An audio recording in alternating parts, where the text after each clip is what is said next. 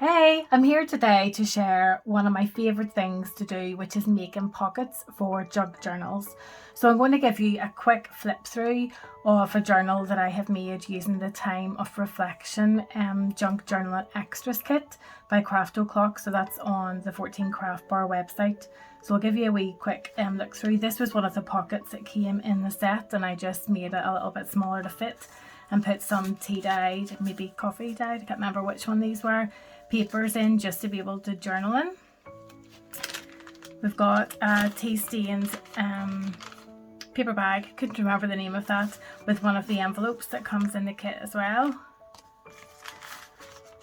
And then just some tea stained paper with some vintage lace on it. One of the easiest ways for making pockets is to be able to fold a page over, and if you have got three sides that are enclosed or glued, then that's going to make a pocket. So that's one of the simplest ways of making one.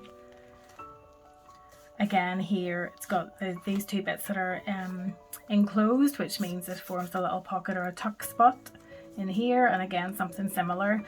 This is using a window envelope, so this is like true, in inverted commas, junk journaling, which is a window envelope that had come through with probably a bill or something not particularly pleasant in it.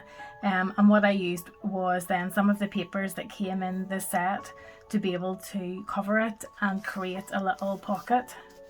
And then you're able to see through the window element. Again, this is one of the pockets that came in the kit. One of the envelopes. Sometimes I like to leave the envelopes not glued, so it means that it kind of just is a more interactive element, and then you can put some papers in with journaling, whether it's a poem or something that you just want to reflect on. And this is like a double pocket, so this is basically a page that has been glued on three sides so that it forms a little spot for the tag to go in, and then this is one of the dies from 14 Craft Bar website to create this little pocket with the tag on the front. These are one of my favourite types of pockets to make, and they're like little circle pockets. Again, three sides enclosed, and it makes that little tuck spot.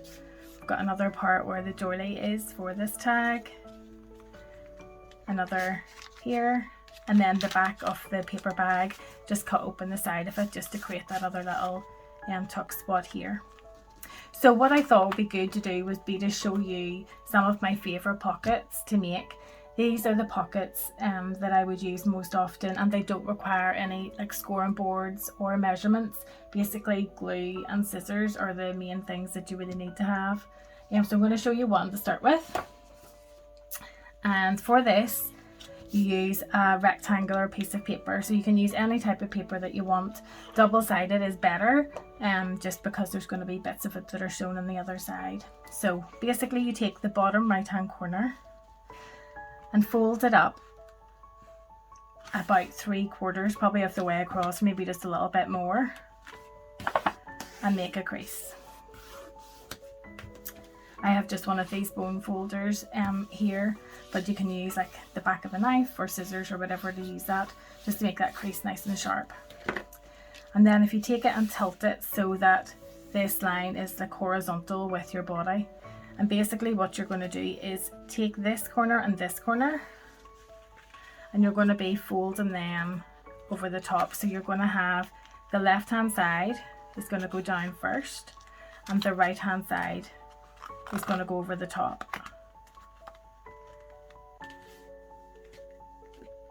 So you get it just so all the bases are lined.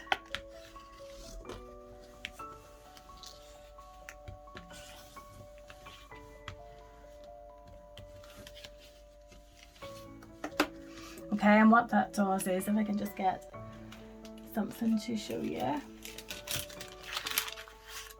What this does is create a pocket here, a pocket here, one here, and one here. And if you're putting this into your journal and you're not using it just sort of on its own, because this would be great for sending snail mail. I love sending to pen pals just with bits and pieces in it, where you could have part with the letter and you could use it for lots of little bits and pieces to send to them. If you were putting it into a book, what you could do is you could glue the same principle where it'd be three sides glued on, and then you could use this for another area as a pocket, or glue here, here and here. Put it on and then you'll have up here. So the only thing that you need to do once this is done, sometimes you need to just trim off that wee edge. Get some scissors. Just to make it flush, or you can just tuck it round behind. And then the only bit for sticking on is just, I'm going to use this glue. It's probably better to use double-sided tape, but just this is quicker for now. So that's to put that side down, and then again just along the bottom of here.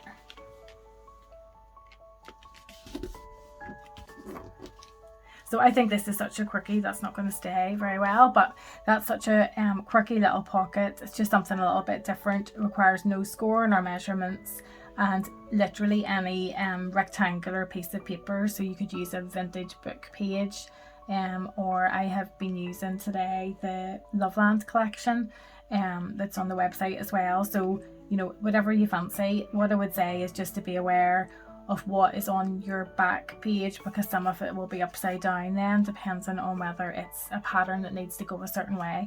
But if you aren't too bothered by that, it's great. And again, you can use vintage book pages and stuff to make it a bit quirkier, and then you can embellish or do whatever you want. I quite like things more flat to be able to fit more into my journals. But so that's pocket number 1. Now pocket number 2 is a similar idea, which is a rectangular piece of paper. And what you do with this, let me move this one out of the way. What you do with this is fold it in half.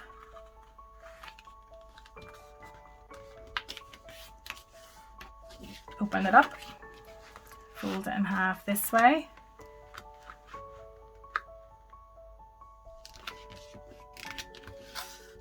Should really have used this just to make good creases. So if you can make good creases, it means that whatever you're making is going to be neater and it's going to fold flatter. So open it back up, and what you're going to do is this middle line, so you'll have a line up and down and a line across. This middle line you're going to cut from the edge right up to the middle.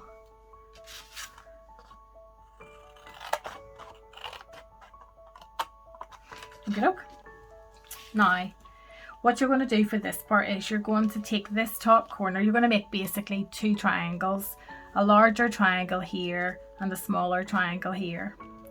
So we'll fold this down.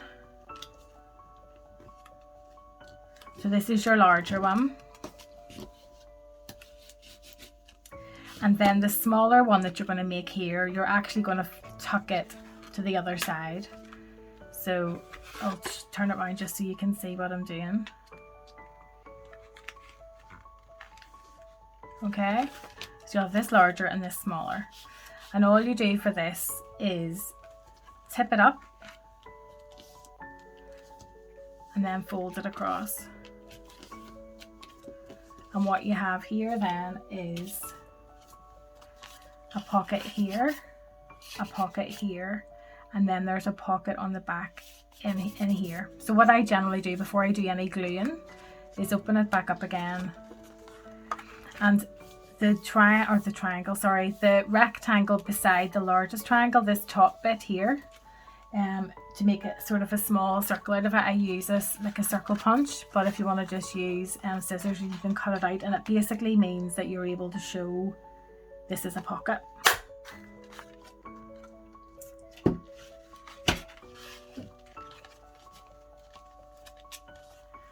So all the places to glue here then, so you've got the pocket in the back, you've got your pocket here and your pocket here. So all you need to do is glue this section here, just along the bottom. You're wanting, generally I leave that side bit open, but if you're wanting you can also glue along this side to make it more enclosed, but it just gives easier access, especially if you're using like a smaller page for this. And then again at the back, to enclose this, you're going to do 2. So you're going to make an inverted L. So you'll go along the bottom and you'll go up here and fold it together. And there you go. That's another pocket made. Nothing fancy with it. Again, using a rectangular piece of paper. It doesn't matter particularly what size the paper is. Obviously, the larger the paper, the bigger the pocket is going to be. I might actually glue that bit down. Sometimes if you're using really good quality card, because it's thicker, it means it maybe doesn't stay glued as easily. So there you go, pocket number 2.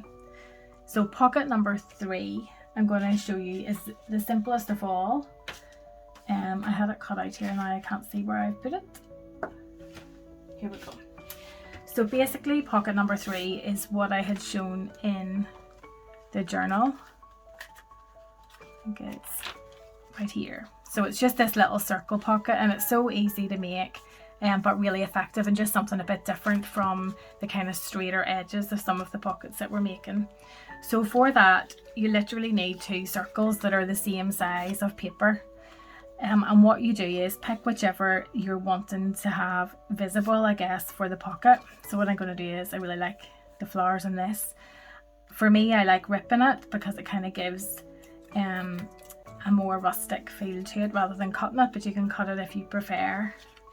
And generally, if I'm putting it in a junk journal, depending on what it is, I might distress it. So for this one, because it kind of has pinks, I might use some distress ink just to go along the edges to make it a little bit more distinctive, and the same around this top bit.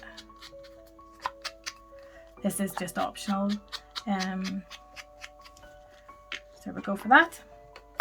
Again, I would use probably other glue or double-sided tape, but just for quickness, all you're doing is going right round the edge of this to create the pocket.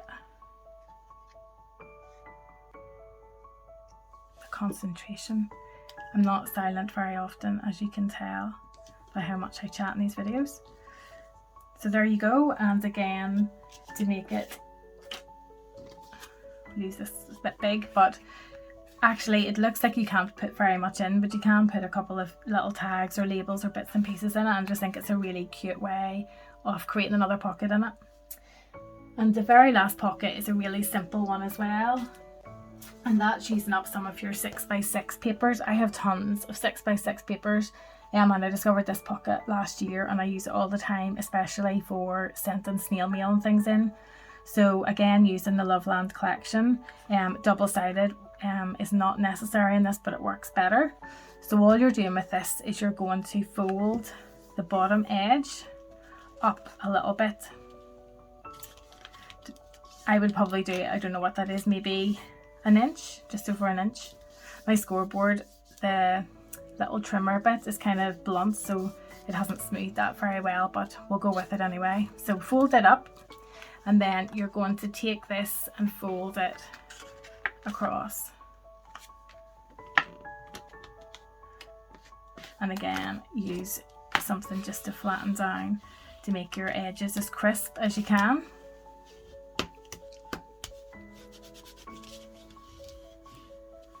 So I've made a total disaster of that and haven't made it very like flush with it, so I'm just going to trim that down. You'll obviously do this much neater than I will.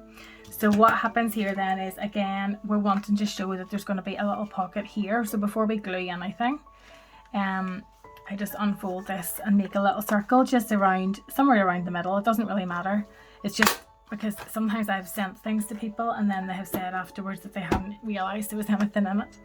And what we'll do here before we do anything is just seal up these little pockets on the bottom. So glue here and glue here, and that creates those 2 little pockets on the front. And then what we're going to do is take our scissors and we're going to make this into a tag pocket. So we're going to use this top right hand corner with this pocket along the bottom and create a little triangle. That kind of went everywhere, but basically what you're wanting to do is take the triangle that has come from there and make it like a mirror. So kind of flip it over to here and use that as a template, because sometimes when you make tags, well, for me anyway, I never have the angle right, and it's always opposite sides are always slightly different. That doesn't look too bad. So we've now made it into a little tag book. And what we're going to do is then seal along the bottom.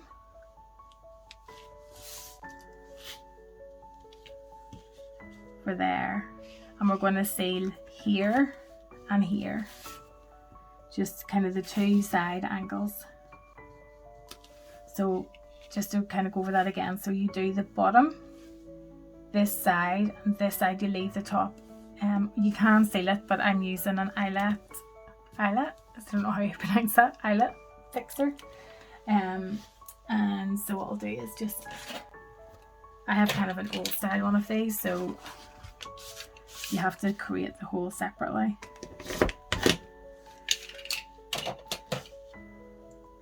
Not sure how good a job that's done, but we'll push it through and you'll get the idea anyway.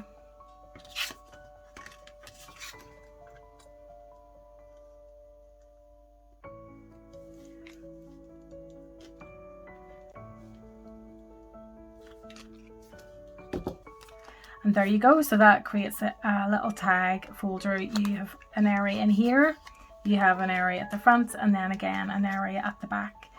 So it kind of shows you this is obviously double-sided, but it's quite faint looking. So you could embellish this or put something on it just to make it a little bit prettier.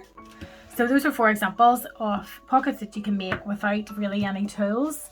And I'm really excited just about this new kind of journaling category on the website. I think it's great to have all these different options for different crafting things to give it a try, and I'd be really encouraged to see some of the products that you make.